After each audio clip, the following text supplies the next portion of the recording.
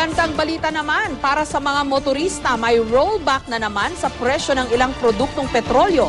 Sa kabilang banda, problemado naman ang ilang mamimili dahil nagkakaubusan na raw ng mga murang panghanda sa Noche Buena. May report si Bernadette Reyes. Tila maagang pamasko para sa mga motorista ang pagbabang muli ng presyo ng ilang produktong petrolyo. Ang Phoenix Petroleum nag-rollback na ngayong alas 6 ng gabi. 20 centavos sa kada litro ng unleaded gasoline at 80 centavos sa diesel. Susunod ang Petron, Shell, Sea Oil at Eastern Petroleum mamayang hating gabi. The dollar is low right now. Oil production actually went up a bit. Ang mga driver ng jeep, ikinatuwa ang pagbabang muli ng mga produktong petrolyo, lalo't magpapasko na. Nakakatulong sa sa pamilya at pambili ng mga konting mga panghanda. Malaking tulong para sa amin. Lalo na ngayon, darating yung gastusan, kahit pa paano, makakatulong. Hindi pa masabi ng Department of Energy kung magtutuloy-tuloy na hanggang 2013 ang pababang presyo ng petrolyo. Ang mga natin is kung merong threat for supply disruption, depende sa situation sa Middle East. Yung Europe, how they would handle yung debt crisis nila. Base sa tala ng GMA News, ito na ikatlong sunod na rollback ng kerosene at unleaded gasoline, habang ikalawang rollback naman para sa diesel.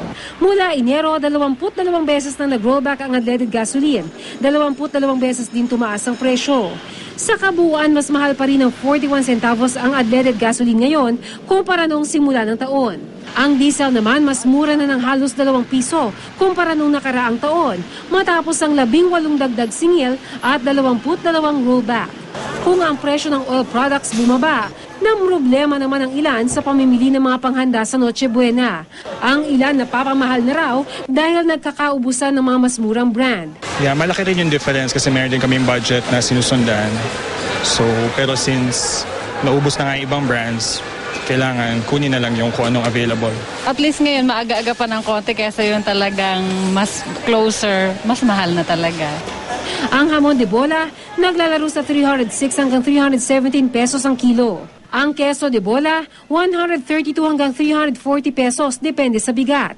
Ang fruit cocktail naman, nasa 49 hanggang 51 pesos ang pinakamaliit. Ang 1 kilong spaghetti noodles, naglalaro sa 65 hanggang 102 pesos. Ang spaghetti sauce naman, nasa 68 hanggang 78 pesos. Ang Philippine Association of Supermarkets Incorporated, tiniyak na wala raw dapat ipag-alala ang publiko. Agad naman daw napapalitan ng mga nauubos na stocks at wala pa gaanong pagbabago sa presyo. Kahit sa store, maraming supply. Ano yung mga pwedeng mga for some time medyo magkakagipitan ng kaunti? Kuminsan yung mga fruit cocktail, yung mga imported cheese, pero nare-remedyo naman lahat. Yung local cheese, kuminsan nauubos Nangako naman daw ang manufacturers na hindi natataas ang presyo ng Noche Buena items hanggang matapos ang taon. Bernadette Reyes, GMA News.